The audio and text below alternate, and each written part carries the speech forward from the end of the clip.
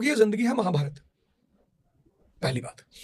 और 4 तरह के रिश्ते होते हैं। पहला भाव का रिश्ता होता है, रिलेशन बेस्ड ऑन फीलिंग्स, वहां और कुछ भी नहीं होता। अब अगर हम भगवान कृष्ण को आइडियल माने तो तुम देखो उनके पूरे जीवन 2 ही रिश्ते थे जो भाव से जुड़े हुए थे, एक राधा जी थी, एक अर्जुन। तो किसी भी व्यक्ति के पास 2 से ज्यादा रिश्ते भाव के नहीं होंगे, मैक्सिमम 4। उससे ज्यादा अगर आपके पास 40 भाव के रिश्ते हैं तो फिर आप कटोरा फिर ले लो एक बार, आपको भीख मांगना है। क्योंकि भाव के रिलेशन त्याग पे आधारित होते हैं, सैक्रिफाइस पे। राधा जी सैक्रिफाइस करती हैं, तभी तो कृष्ण निकल पाते हैं मथुरा वृंदावन से। उनका त्याग कितना बड़ा है। अर्जुन भगवान की कोई बात नहीं काटता है, भगवान ने कह दिया करना है। दूसरे रिश्ते होते हैं धर्म के रिश्ते, जैसे तुम मेरी बुआ की लड़की हो, ये धर्म का रिश्ता, वो हमेशा रहेगा, हम चाहे जितना लड़ लें कोई फर्क नहीं पड़ता। तीसरा रिश्ता होता है हित। उन्होंने मुझसे कहा सर एक सीरीज बनाते हैं, 10 करोड़ रुपए कमाएंगे, हो गया हमारे तुम्हारे रिलेशन, हम अच्छे दोस्त हैं, परिचित हैं, साथ में बैठ के खाना भी खाएंगे, इंटरेस्ट। और चौथा रिलेशन होता है मस्ती, कि कभी हमने तुमसे कहा चलो और या खाना खा के आते हैं, once in a blue moon, साल में चले गए, वो मस्ती वाली गैंग हो गई। तो 4 तरह के रिश्ते होते हैं। अब जब 2 ही रिश्ते होंगे भाव वाले, यानी बाकी सारे रिश्ते किस पे बेस्ड होंगे, इंटरेस्ट पे। R=I। तुम अगर चाहते हो कोई तुम्हारे साथ रहे, अच्छा आदमी क्या होता है ना, आदमी चाहता है कि लोग उसको सम्मान करें, लोग उसे प्रेम करें, लोग उसे इज्जत दें, सबकी साइकोलॉजी है ये। हम शादी में गए, 10 लोग तुरंत पानी लेके दौड़ाए, भैया भैया पानी, कितना अच्छा लगता है।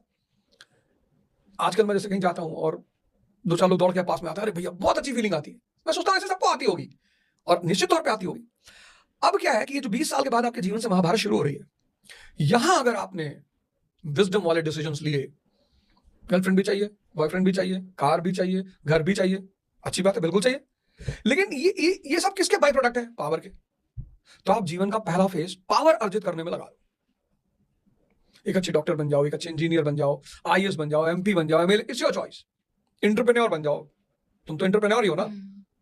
कितनी उम्र है तुम्हारी? 24 साल। बताओ, सोचो 24 साल की लड़की है, 15 करोड़ 20 करोड़ साल में कमा रही है, कोई कंपनी तुमको नौकरी देती इतने में? हाँ, तो अब क्या होगा, जब तुमने सेट कर लिया, तुमने अपनी पहली प्रायोरिटी सेट कर ली कि भाई साहब पावर, क्योंकि 2 से ज्यादा रिश्ते नहीं होंगे, पावर आ गई। पावर का बाई प्रोडक्ट है पैसा, पैसा आ रहा है, पैसे का बाई प्रोडक्ट है समाज। फिर न स्ट्रेस होगी, न एंजाइटी होगी, न डिप्रेशन होगा। लेकिन अगर आप अंदर, कृष्ण भगवान को क्यों नहीं होता है? क्योंकि अंदर से बहुत पावरफुल है, भगवान ही है। तो महाभारत हर व्यक्ति के जीवन में शुरू होगी 20 के बाद, इसलिए हर व्यक्ति को अपना बचपन बहुत याद आता है।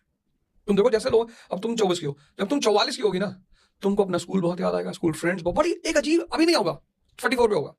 जिस दिन तुम 44 की होगी, भगवान सही रहा, दुनिया बची रही, क्योंकि ट्रम्प बाबा का कोई भरोसा नहीं है, तो दुनिया अगर बची रही तो तुम्हें 44 पे याद करना मेरी ये लाइन, तुम्हें अपने स्कूल फ्रेंड्स बहुत याद आएंगे, तुम उनसे फिर से कनेक्ट करने की कोशिश करोगी।